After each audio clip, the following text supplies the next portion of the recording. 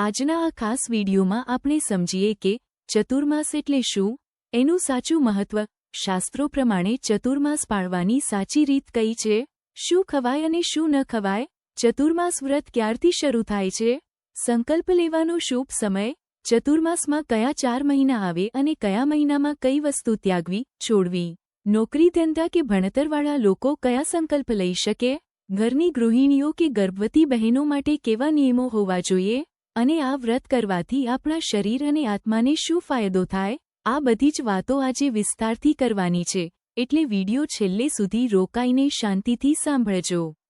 કમેન્ટમાં લખો, જય વિષ્ણુ નારાયણ.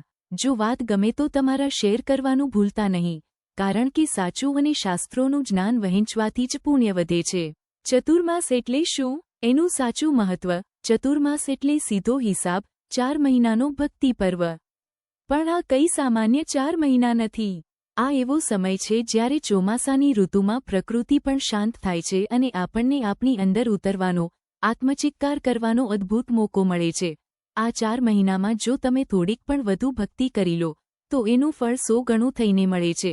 પદ્મ પુરાણમાં તો ભોળાનાથ શિવજી પોતે નારદજીને કહે છે કે જે ફળ હજારો અશ્વમેધ યજ્ઞ કરવાથી નથી મળતું, એનાથી પણ વધારે ફળ એક સચ્ચો ભક્ત ચતુર્માસના વ્રત નિયમ પાળીને મેળવી લે છે. આ 4 મહિના કયા કયા? શ્રાવણ, ભાદરવો, આસો અને કારતક. આપણા વેદશાસ્ત્રો કહે છે કે આષાઢ મહિનાની અષાઢી એકાદશી, જેને આપણે દેવશયની એકાદશી કહીએ છીએ, થી ભગવાન શ્રીહરિ વિષ્ણુ યોગનિદ્રામાં એટલે કે ક્ષીરસાગરમાં શયન કરવા પધારે છે. એમની સાથે અન્ય દેવી દેવતાઓ પણ વિશ્રામમાં જાય છે.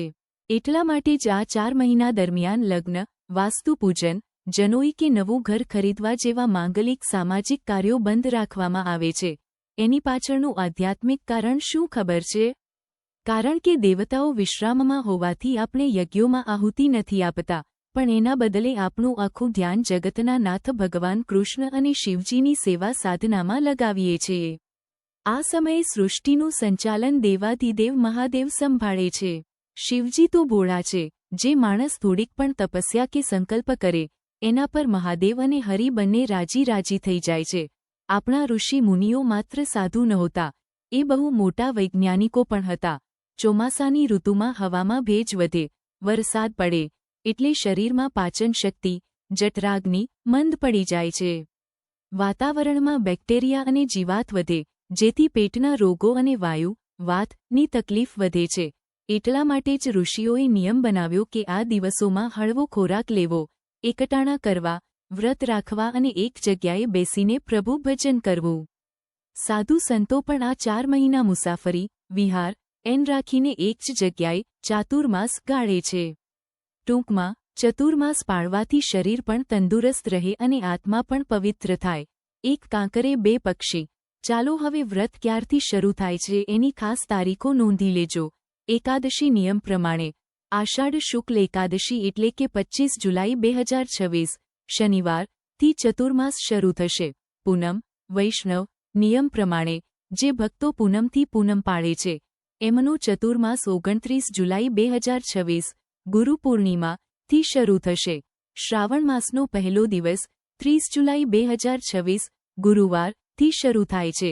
સંકલ્પ લેવાનો શુભ સમય 30 જુલાઈ 2026, બ્રહ્મ મુહૂર્ત, સવારે 4:18 થી સવારે 4:59. સવારની પૂજાનો ઉત્તમ સમય, સવારે 4:39 થી સવારે 5:41. અમૃતકાળ, સવારે 6:24 થી 8:09. બપોરે અભિજીત મુહૂર્ત, બપોરથી બપોરે 12:54.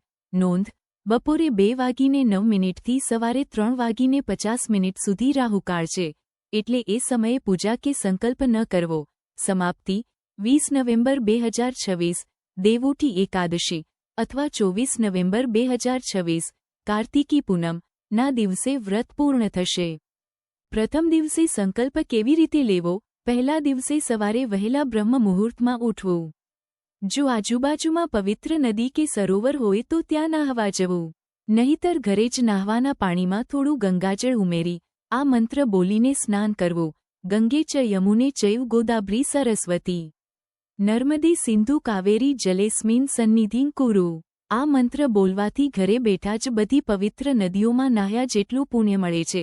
ત્યારબાદ સ્વચ્છ વસ્ત્રો પહેરી ઘરના મંદિરે દીવો પ્રગટાવી ઠાકોરજીને મિષ્ટાન કે ફળનો ભોગ ધરાવી મંગળા આરતી કરવી. પછી 2 હાથ જોડી ભગવાન સામે વિનંતી કરવી, હે પ્રભુ, મારી શક્તિ પ્રમાણે હું આ ચતુર્માસમાં સંકલ્પ લઉં છું. મારી પાસે આ વ્રત પૂરું કરવાની તાકાત નથી, પણ તમે બળ આપજો જેથી હું તમારી ભક્તિ કરી શકું. એ પછી તુલસીજીને જળ ચડાવવું, 3 કે 4 પ્રદક્ષિણા ફરવી અને તુલસીજી સામે બેસીને ઓછામાં ઓછી 4, 8 કે 16 માળા હરે કૃષ્ણ કૃષ્ણ કૃષ્ણ હરે હરે, હરે રામ રામ રામ હરે હરે મંત્રની ગણવી. કોણ કેવો સંકલ્પ લઈ શકે? દરેક માણસની કાયા અને કામ અલગ હોય છે, એટલે સંકલ્પ પણ પોતપોતાની અનુકૂળતા મુજબ લેવાના છે. 1. ઓફિસ કે ધંધા રોજગારવાળા ભાઈઓ બહેનો માટે રાત્રે નકામો મોબાઈલ કે ટીવી જોયા વગર વહેલા સૂઈ જવું અને સવારે સૂર્યોદય પહેલાં ઉઠવું. ઓફિસે જતા પહેલાં ફરજિયાત ઓછામાં ઓછી બીજી 4 માળા નામ જપ કરીને જ ઘરની બહાર નીકળવું. કામ સિવાયની નકામી વાતો, ઓફિસ પોલિટિક્સ કે કોઈની ચુગલી નિંદાથી દૂર રહેવું. મૌન વ્રત પાળવું. ચા, કોફી, સિગરેટ કે અન્ય વ્યસન આ 4 મહિના માટે સાવ છોડી દેવા અથવા ઓછા કરવા. બહારનું જંક ફૂડ કે હોટેલનું ખાવાનું બંધ કરી ઘરમાં બનેલું સાત્વિક અન્ન જ જમવું. રવિવારે કે રજાના દિવસે પરિવાર સાથે નજીકના મંદિરે જઈને સેવા દર્શન કરવા. 2. ઘરની ગૃહિણીઓ અને માતાઓ માટે સવારે સૂર્યોદય પહેલાં સ્નાન આટોપી લેવું. રસોઈ બનાવતી વખતે ભગવાનના ભજન કે હરિકથા સાંભળવી, જેથી અન્નમાં પવિત્રતા આવે. રસોઈમાં લસણ ડુંગળી જેવા તામસિક પદાર્થોનો ત્યાગ કરવો અને પહેલા ભગવાનને ભોગ ધરીને જ પ્રસાદ જમવો. રોજ ભગવદ્ ગીતાનો ઓછામાં ઓછો 1 અધ્યાય કે 1 શ્લોક વાંચવો. ઘરમાં કોઈના પર ગુસ્સો ન કરવો, કડવા વેણ ન બોલવા કે કોઈની નિંદા ન કરવી. રોજ સવારે ગાયમાતાને રોટલી કે લીલું ઘાસ ખવડાવવું. 3. વિદ્યાર્થીઓ અને યુવાનો માટે સોશિયલ મીડિયાનો વપરાશ સાવ ઓછો કરવો. સવારે ભણવા બેસતા પહેલા તુલસીજીને જળ ચડાવી સૂર્યનારાયણને અર્ઘ્ય આપવો, જેનાથી બુદ્ધિ અને યાદશક્તિ તીવ્ર બને છે. માતા પિતાના ચરણ સ્પર્શ કરીને જ દિવસની શરૂઆત કરવી. ખરાબ સંગત અને ઝેરી ટેવોથી સાવ દૂર રહેવું. બ્રહ્મચર્યનું પાલન કરવું અને આળસ છોડીને પૃથ્વી પર, જમીન પર સૂવાનો નિયમ લેવો. 4. વૃદ્ધો, બાળકો અને ગર્ભવતી બહેનો માટે જે લોકો શરીરથી અશક્ત છે, બીમાર છે કે ગર્ભવતી છે, એમણે ભૂખ્યા રહીને શરીરને કષ્ટ આપવાની બિલકુલ જરૂર નથી. તમારા માટે સૌથી મોટું તપ એ છે કે મોઢેથી વધુમાં વધુ ભગવાનનું નામ લેવું, મનને શાંત અને પવિત્ર રાખવું, પવિત્ર કથાઓ સાંભળવી. કયા મહિનામાં કઈ વસ્તુનો ત્યાગ કરવો? આ 4 મહિનામાં શાસ્ત્રોએ અમુક ખોરાક વર્જ્ય ગણાવ્યો છે, જેનું પાલન કરવું બહુ જરૂરી છે. પહેલો મહિનો શ્રાવણ, લીલા શાકભાજી, પાલક, મેથી, તાંજળજો વગેરે ભાજી ન ખાવી. અપવાદ, કોથમીર, કઢી પત્તો અને ફુદીનો લઈ શકાય. બીજો મહિનો ભાદરવો, દહીં અને દહીંમાંથી બનતી વસ્તુઓ, છાસ, લસ્સી, કઢી ન ખાવી.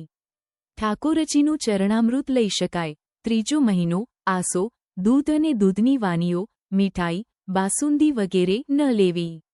નાના બાળકો કે બીમાર વ્યક્તિ માટે દૂધની છૂટ છે. ચોથો મહિનો કારતક, અડદની દાળ કે અડદમાંથી બનતી વસ્તુઓ, અડદિયા, અડદના વડા ન ખાવી. ચતુર્માસ પાળવાના મહાન લાભો. સ્કંદ પુરાણમાં કહ્યું છે કે જે માણસ ચતુર્માસમાં પોતાની કોઈ વહાલી વસ્તુનો ત્યાગ કરે છે, ભગવાન એને અક્ષય પુણ્ય આપે છે. આ વ્રત કરવાથી આપણા જન્મોજન્મના પાપ બળીને ભસ્મ થઈ જાય છે. મન અને ઇન્દ્રિયો પર કાબૂ આવે છે. માનસિક શાંતિ મળે છે અને ઘરમાં લક્ષ્મીનો વાસ થાય છે. અને છેવટે આ જન્મ મરણના ફેરામાંથી મુક્તિ મળીને ભગવદ ધામની પ્રાપ્તિ થાય છે.